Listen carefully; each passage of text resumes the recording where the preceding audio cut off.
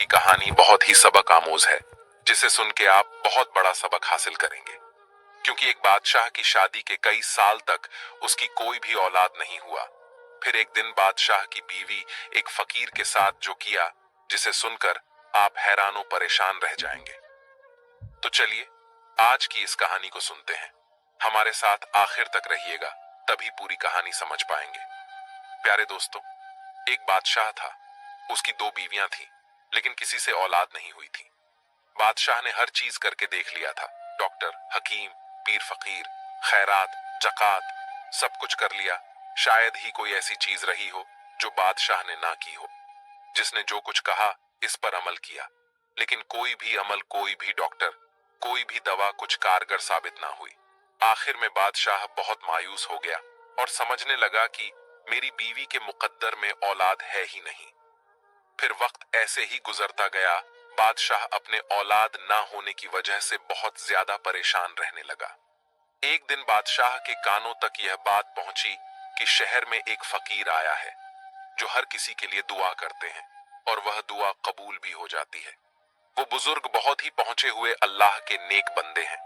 बादशाह ने सोचा, अगर ऐसी बात है तो उस फकीर से हम भी मिलना चाहते हैं। शायद हमारी भी दुआ कबूल हो जाए और हम भी औलाद जैसी नेमत से नवाज दिए जाए। जब बादशाह ने उस बुजुर्ग के बारे में सुना तो वह खुशी खुशी दौड़ता हुआ महल में गया और दोनों बीवियों से यह बात कही। बादशाह की यह बात सुनकर उनकी दोनों बीवियां बहुत ही ज्यादा खुश हुईं और वह दोनों फकीर के पास पहुंचने की तैयारियां करने लगीं। बादशाह दोनों बीवियों के हमराह फकीर के झोपड़ी में जा पहुंचे। बादशाह और उसकी दोनों बीवियां फकीर को सलाम किया। फकीर ने सलाम का जवाब देकर खामोश चुपचाप बैठे रहे। कुछ देर के बाद बादशाह ने खुद ही कहा, शाह साहब, मेरे यहाँ औलाद नहीं है। दुआ फरमाइए कि खुदा मेरी मुराद पूरी करे। फकीर कुछ देर तो चुप रहे, फिर उन्होंने कहा, खुदा के काम में किसी का इख्तियार नहीं।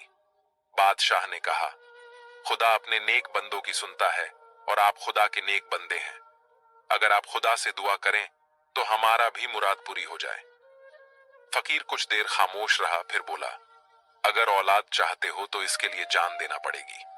अगर जान देने के लिए तैयार हो तो कहो। फकीर की ये अजीबोगरीब बात सुनकर बादशाह और उनकी दोनों बीवियां घबरा गए। बादशाह की बात सुनकर तो बादशाह की छोटी बीवी सन्नाटे में आ गई, लेकिन बादशाह की बड़ी बीवी बोली, शाह साहब, अगर जान देने से मेरी औलाद हो जाएगी तो मैं जान देने को तैयार हूं। फकीर ने कहा, अगर लड़का चाहते हो तो बादशाह की जान जाएगी, और अगर लड़की चाहते हो तो तुम दोनों में से किसी की जान देनी पड़ेगी। बादशाह की बड़ी बीवी ने कहा, शाह साहब, मुझे लड़की चाहिए। बादशाह अपनी बड़ी बीवी की मुंह से यह बात सुनकर हैरान हो गए कि मेरी बीवी औलाद के लिए अपनी जान तक देने के लिए तैयार हो गई है। चुनांचे फकीर ने थोड़ी सी मिट्टी उठाकर बादशाह और उनके दोनों बीवियों को दे दी और कहा, इसको सिरहाने पलंग के दाएं तरफ के नीचे रख देना। बादशाह की बड़ी बीवी मिट्टी दोनों हाथों में लेकर खुश हो गई। बादशाह की छोटी बीवी समझने लगी यह पागल हो गई है। बादशाह भी हैरान था। वह सोच रहे थे कि अगर बीवी ही ना रही तो फिर औलाद हुई या ना हुई एक ही बात है। बादशाह की बड़ी बीवी ने महल वापस जाने के लिए फकीर से इजाजत चाही। फिर फकीर ने कहा, जो मैंने बोला वह करना। फिर बादशाह और उनकी दोनों बीवियां महल पहुंच गईं। बादशाह की बड़ी बीवी को यकीन हो गया था कि वह साल भर में एक लड़की की मां बन जाएगी। फकीर की दी हुई मिट्टी को बादशाह की बड़ी बीवी ने पलंग के नीचे रख दिया और खुदा से दुआ मांगने लगी। क्योंकि बादशाह के छोटी बीवी से ज्यादा बड़ी बीवी नेक और परहेजगार थी। वह रोज अल्लाह पाक से दुआ मांगती कि या अल्लाह, मुझे एक बेटी जैसी नेमत से नवाज दे। फिर इसी तरह से काफी अरसे का वक्त गुजर गया। मगर दोस्तों, अल्लाह का करना ऐसा हुआ कि उसी साल बादशाह के यहाँ चांद सी खूबसूरत लड़की पैदा हुई।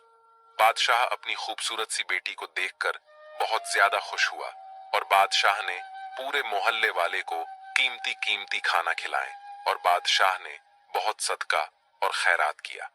हालांकि बादशाह पहले भी बहुत सदका खैरात किया करते थे, लेकिन इस बार पहले से ज्यादा सदका खैरात किया और पूरे मोहल्ले के गरीबों में कीमती कीमती खाना तकसीम किया।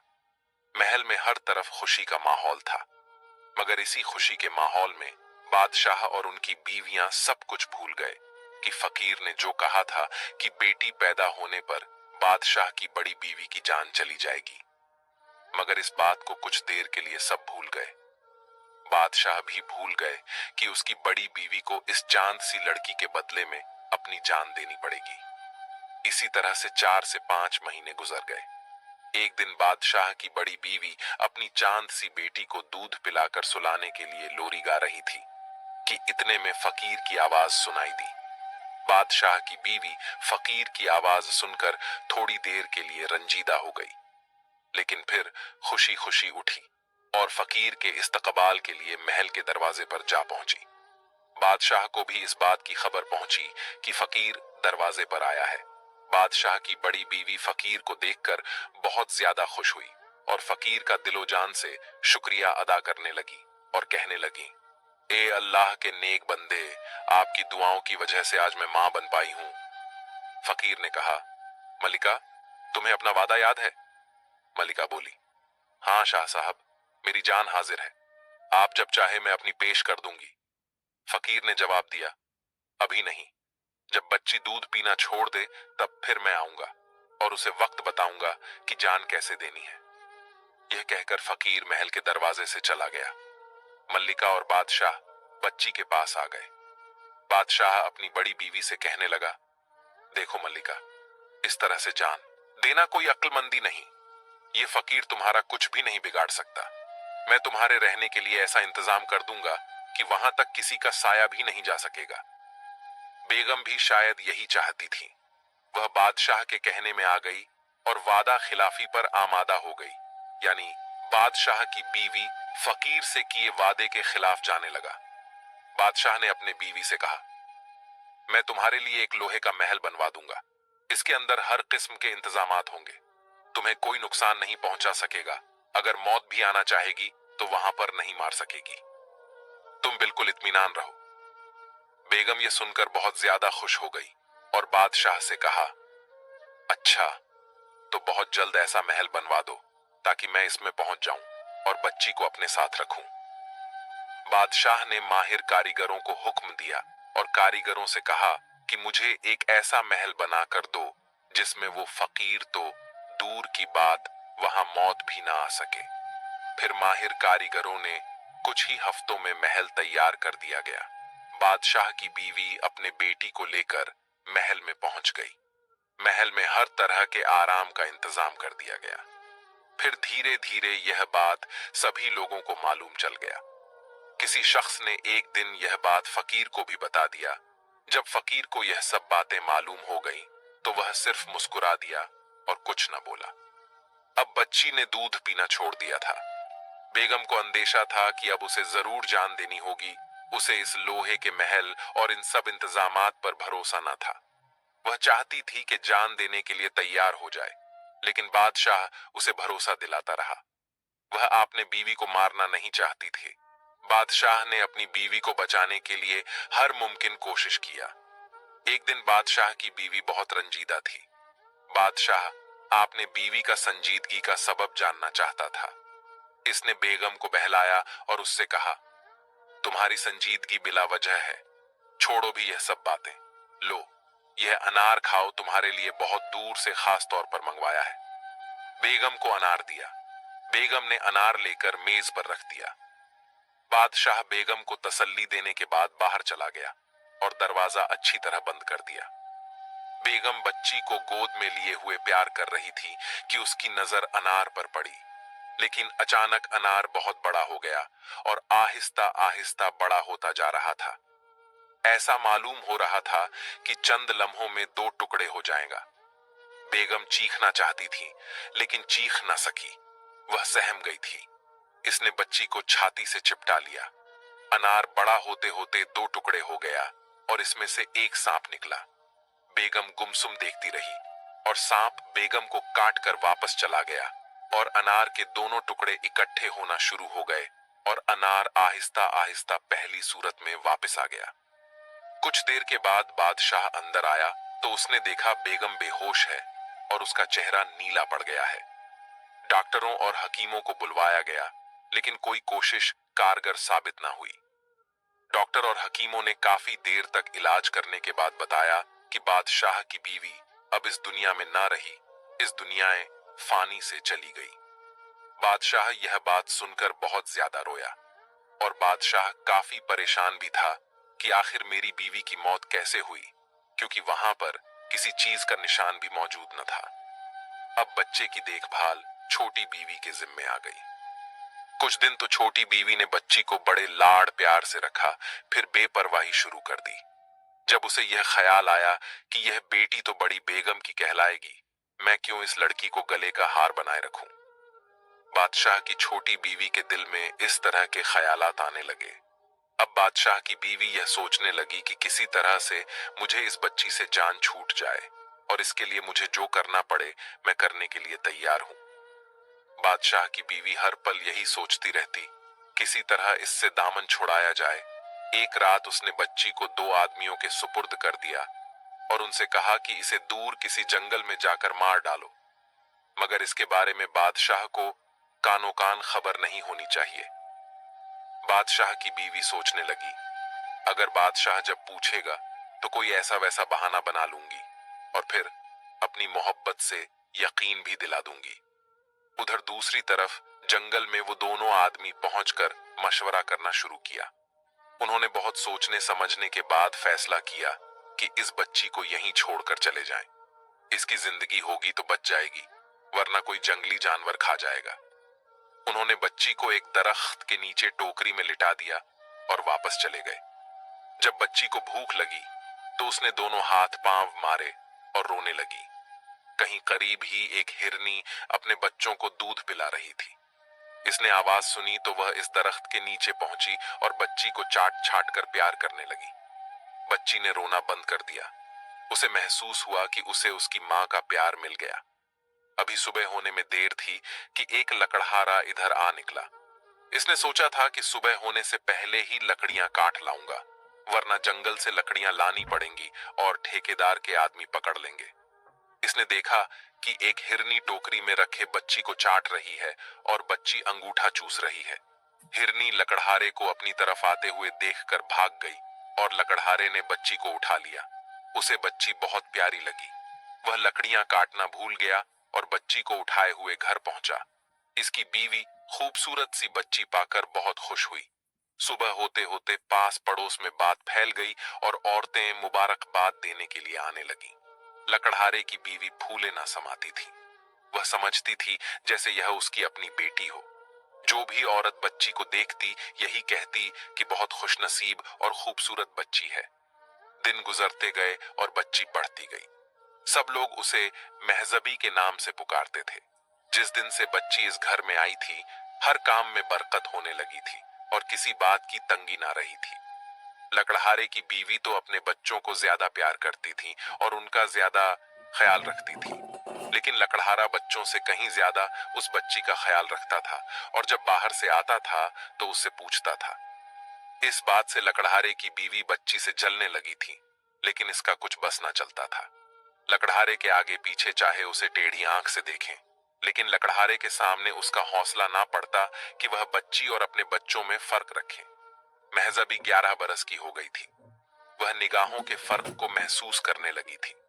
एक दिन लकड़हारे की बीवी ने उसे जरा कड़ी निगाह से देखा। उसे तकलीफ हुई।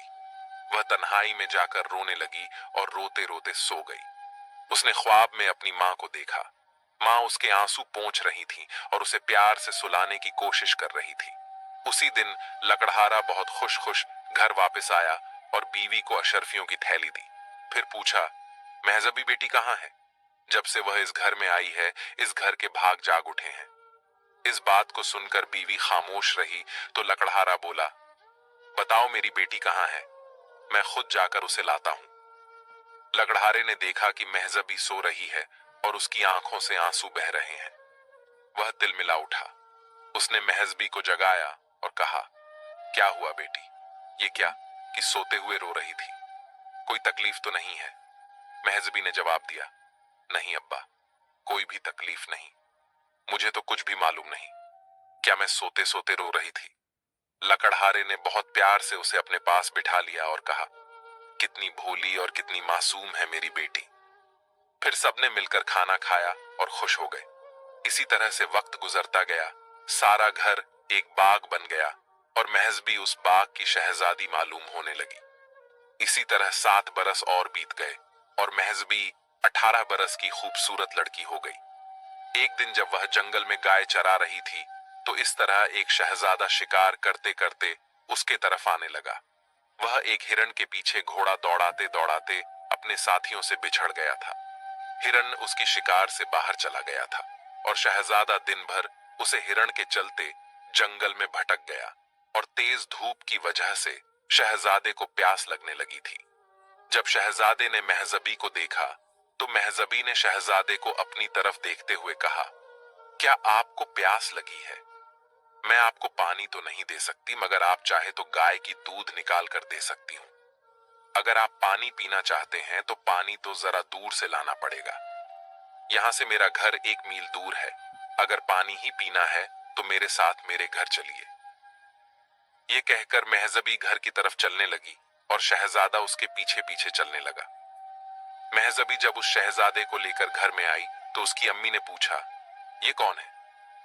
महजबी कहने लगी, अम्मा, ये मुसाफिर है। जंगल में रास्ता भूल गया था और बहुत प्यासा था। मैं इसे अपने साथ ले आई हूं कि इसे पानी पिला दिया जाए। लकड़हारे की बीवी ने मुसाफिर को देखा तो उसकी आंखें खुली की खुली रह गईं। वह शहजादा मालूम होता था। बहुत कीमती घोड़े पर सवार था और हीरे और जवाहरात के कपड़े पहने हुए थे। माथे पर खूबसूरत ताज नजर आता था। महजबी ने छाछ का कटोरा भरकर शहजादे को दिया और कहा, क्या आपको भूख लगी है? आप कहें तो मैं आपके लिए खाना पेश करूं। शहजादे ने मुस्कुराते हुए कहा कि मुझे सिर्फ प्यास लगी थी। फिर शहजादा वहां से रवाना हो गया। शाम को लकड़हारा घर आया तो बीवी को बहुत खुश पाया। उसने दरियाफ्त किया कि आज क्या मिल गया है जो जमीन पर पांव नहीं पड़ रहे हैं। पहले तो उसने टाल मटोल से काम लिया, फिर सारी दास्तान दोहरा दी और कहा, काश इस लड़के से मेरी महजबी बेटी की शादी हो जाए। शहजादा देखने में बड़ा खूबसूरत और फर्माबरदार लगता था। लकड़हारा बोला, आपने बीवी से बोला, अल्लाह ने चाहा तो हमें महजबी के लिए अच्छा लड़का मिल ही जाएगा। उधर जब शहजादा महल पहुंचा तो शहजादा के जहन उस लड़की में उसे लड़की का ख्याल आने लगा, क्योंकि महजबी बहुत खूबसूरत लड़की थी। शहजादा चाहता था कि उसकी शादी महजबी से हो जाए, लेकिन शहजादे को इस बात का डर था कि बादशाह सलामत उसकी शादी एक लकड़हारे की बेटी से कभी नहीं करेगा। शहजादे को यही धुन लगी हुई थी कि किसी तरह बादशाह को रजामंद किया जाए। इसने अपने दोस्तों से मशवरा किया, लेकिन कोई सूरत ना निकली। शहजादा बहुत परेशान था कि अब क्या करें। उसके दोस्तों में उसे सबसे ज्यादा अजीज वजीर आजम का लड़का था। वजीर आजम के लड़के को भी शहजादा बहुत ही अजीज था।